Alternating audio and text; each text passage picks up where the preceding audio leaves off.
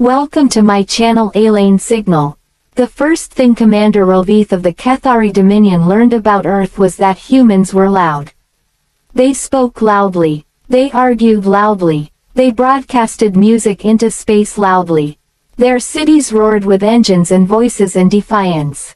Even after the Dominion's fleet settled into orbit like a crown of obsidian thorns, even after the global networks were silenced and the satellites went dark, the noise continued, quieter, yes, but never gone.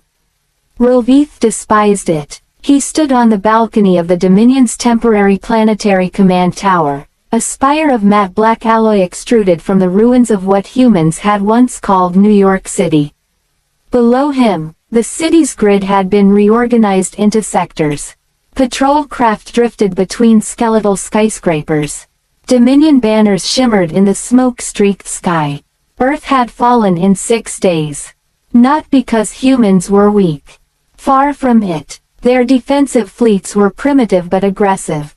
Their planetary rail cannons had struck 2 Dominion destroyers with enough ferocity to earn grudging respect. But the Dominion had mastered gravitational lensing and phase shift bombardment centuries ago. Humanity's courage had been admirable. It had not been enough. Still, something about this species unsettled him. They do not behave like a conquered civilization, observed Sub-Commander Threx, his carapace glinting green in the pale sunlight. Interrogation compliance rates are below statistical projections. They are mammals, Rovith replied, his 4-fingered hands clasped behind his back. Emotional, irrational, they will fracture into factions soon enough. Threx hesitated. There are reports of coordinated resistance cells forming across multiple sectors. Rovith's mandibles tightened. Then we will excise them. He turned away from the balcony and strode into the command chamber. A holographic globe of Earth rotated slowly at the center of the room, crimson markers blinking like irritated wounds. One marker pulsed brighter than the others. Sector 12. A resistance transmission had been traced there. Short, encrypted bursts piggybacking on atmospheric interference. Crude by Dominion standards, but clever. The sender had evaded detection for weeks. Bring me the source, Rovith ordered. Alive, Doctor. Elena Navarro had always believed in noise. Not the chaotic noise of cities, but the mathematical kind. Signal noise. Background radiation. The whisper of the universe hiding patterns beneath apparent randomness. Before the invasion, she had been a quantum neuroacoustics researcher at MIT, studying how certain frequencies influenced neural activity. Her work had been theoretical, funded by grants no one outside academia cared about. Then the sky filled with alien ships. Now she sat in the basement of a bombed-out library, wires snaking from a jury-rigged transmitter into a device that looked like a fusion of a violin and a particle accelerator. Around her, members of the local resistance cell worked in tense silence. "You're sure this will work?" asked Malik, a former National Guard sergeant turned reluctant insurgent. Elena adjusted her glasses and didn't look up. "No," he huffed a humorless laugh. "Great, but I'm sure their neurobiology isn't invincible," she continued. "They communicate vocally, yes. Layered harmonic frequencies, multiple tonal bands. I've analyzed intercepted recordings. Their speech isn't just sound. It's neurochemical reinforcement. Specific frequencies trigger resonance in their cortical structures." Malik blinked. "In English, they talk with their brains as much as their mouths. If we hit the right frequencies, we can disrupt the loop." "Disrupt how?" She finally looked at him, eyes sharp despite the exhaustion lining her face. "Imagine someone reaching into your head and cutting the wires between thought and speech." Malik swallowed. A lookout burst down the stairs. "Patrol incoming. Heavy unit." The room erupted into motion. Weapons were raised, mostly modified construction tools and scavenged firearms. Futile against Dominion plasma rifles. Elena's hands tightened on the controls of her device. She hadn't planned to test it this soon. The ceiling above them exploded inward. Dominion soldiers descended in a storm of dust and light, their exoskeletal armor reflecting muzzle flashes. Humans fired. The air filled with ozone and screams. And then he entered. Commander Rilvith was taller than the others, his armor etched with sigils denoting rank. His presence was a gravitational force in the room. Resistance fighters faltered under his gaze. "Stand down," he commanded in heavily accented but fluent English, his vocal cords producing layered tones that vibrated unpleasantly in human ears. "Further resistance will result in termination." Malik raised his weapon anyway. Rilvith moved faster than Elena thought possible. A flick of his wrist sent Malik crashing into a wall, weapon clattering away. Elena felt fury surge through her fear. Rilvith's gaze settled on her and the strange device at her side. "You are the signal," he said. Two soldiers seized her arms and forced her to her feet. Rilvith stepped closer, towering over her. "You will provide encryption keys and cell identities," he said calmly. "Refusal will increase suffering." Elena glared up at him. "You think we're afraid of suffering?" He tilted his head. "You will be." And then he made his mistake. He reached out and grabbed her collar, lifting her slightly off the ground to emphasize his dominance. His armored fingers brushed the contact nodes woven into the fabric of her jacket, nodes linked directly to the activation circuit of her device. The device detected proximity, detected bioelectric fields, detected the alien neural resonance she had mapped from intercepted audio. And it triggered. Middle. Silence falls. The basement filled with a sound no human could hear. It was above their range, a lattice of frequencies woven together in precise mathematical ratios. To human ears, there was only a faint pressure, like altitude change. To Rilvith, it was a spear through the skull. His grip convulsed. Elena dropped to the ground as he staggered back, mandibles flaring. The layered tones of his speech collapsed into a garbled rasp. "What?" Threx began. Then the wave hit the rest of the Dominion soldiers. They recoiled as if struck. Weapons clattered to the floor. High-pitched chittering, panic, filled the air. Rilvith tried to speak, to issue commands. Nothing came out. He felt the words in his mind. Felt the neural pathways firing. But the bridge between thought and vocalization had become static. A shrieking void. Elena scrambled to her feet, heart pounding. It worked. She hadn't known if it would work beyond simulations. She hadn't known if the Dominion's cortical structures would respond to forced resonance the way her models predicted. But they were responding. Dominion soldiers clutched at their helmets, disoriented. Humans seized the opportunity, disarming them, forcing them to their knees. Malik, blood trickling from his temple, stared at Rilvith in disbelief. "What did you do?" Elena swallowed. "I interrupted their speech loop. Temporarily, I think. Their species evolved with vocal harmonics integrated into neural processing. Disrupt the harmonics, and you scramble the output. Can they fix it? I don't know." Rilvith's mind burned with humiliation. He, commander of the 7th Expansion Fleet, brought low by a primitive mammal-wielding sound. He tried again to speak, to issue a telemetric pulse to his soldiers through their suit networks. But even internal communication protocols seemed garbled. The resonance interference bled into their systems. He locked eyes with Elena. She did not look afraid anymore. "You touched the wrong human," she said quietly. Her words meant little to him without translation software feeding his auditory cortex, but the tone needed no translation. Defiance. Victory. The resistance bound the Dominion soldiers with magnetic restraints scavenged from industrial equipment. It would not hold them forever, but it bought time. "Elena," Malik said urgently, "we can't keep them here.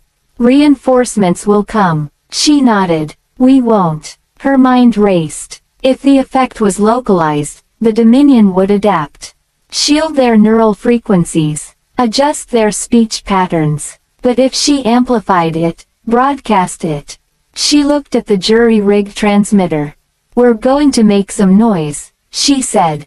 Rilvith was transported to a new prison within hours, an underground subway tunnel converted into a resistance command post. He was secured in a reinforced maintenance chamber, energy dampeners humming around him.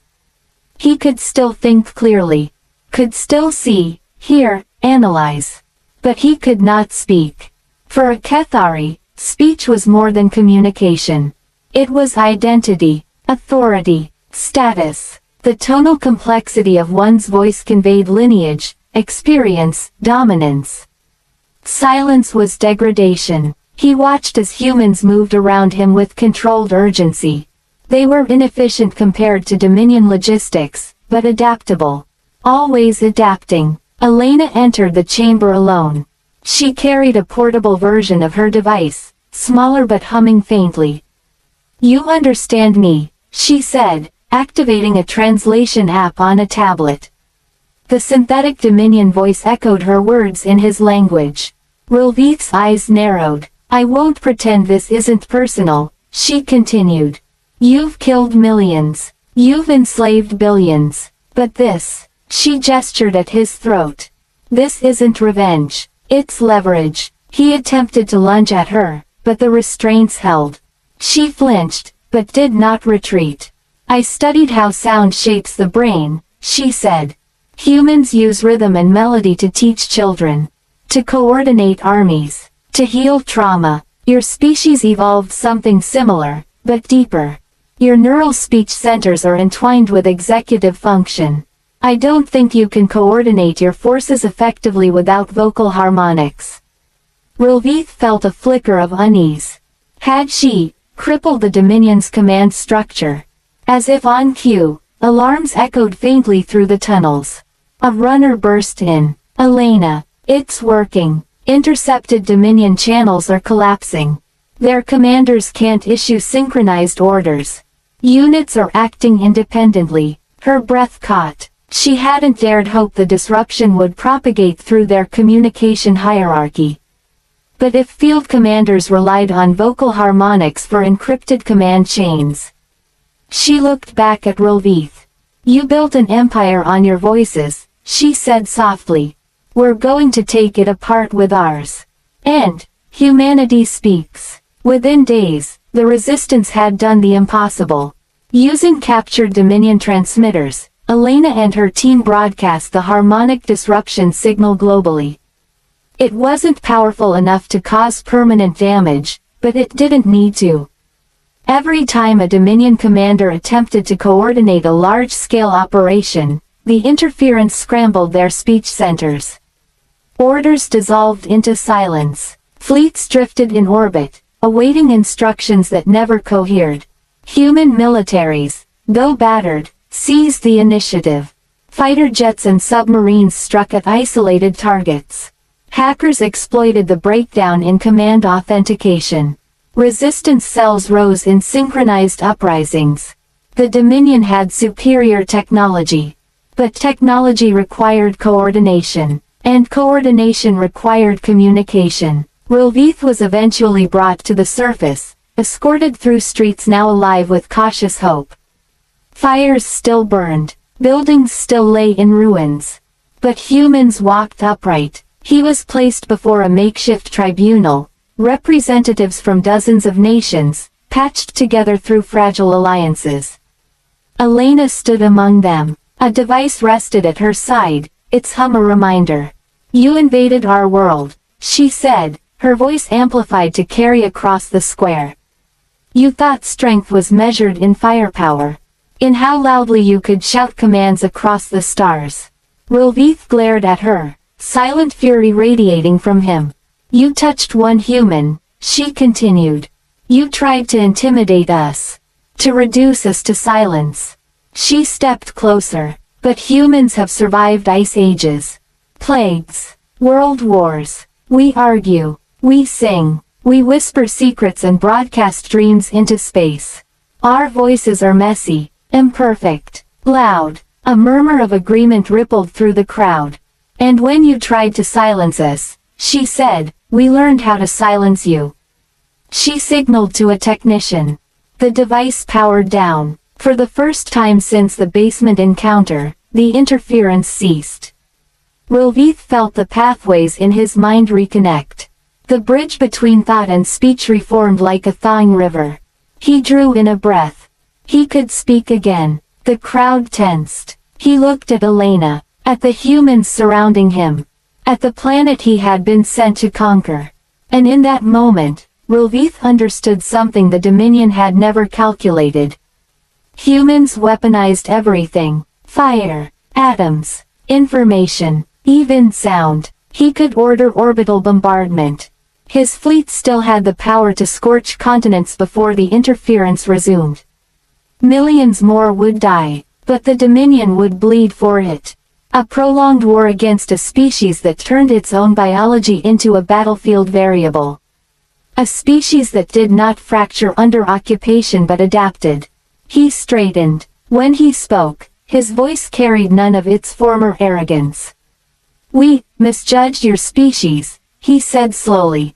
A collective breath held. "You are dangerous." Elena met his gaze. "We prefer resilient." He inclined his head, a gesture of acknowledgement in Kethari culture. "The Dominion will withdraw," he said. "This world is not worth the cost." Cheers erupted, raw and disbelieving. Rovith closed his eyes briefly against the sound. Loud, so very loud, but no longer infuriating. As Dominion ships began to rise from the atmosphere hours later, streaking toward the black between stars, humanity watched from the ground. They were scarred, grieving, changed forever, but they were not silent. Elena stood amid the crowd, exhaustion finally seeping into her bones. Malik clapped a hand on her shoulder. "You just scared off an interstellar empire with a science project," he said. She gave a tired smile. It wasn't the device. No. She looked at the sky, where the last alien vessel vanished into a pinprick of light. "It was the fact that we figured them out," she said. "That we adapted." Around them, people were already rebuilding barricades into scaffolding, turning supply depots into clinics, broadcasting messages across reclaimed networks. Humanity was speaking again, to itself, to the world, to the universe.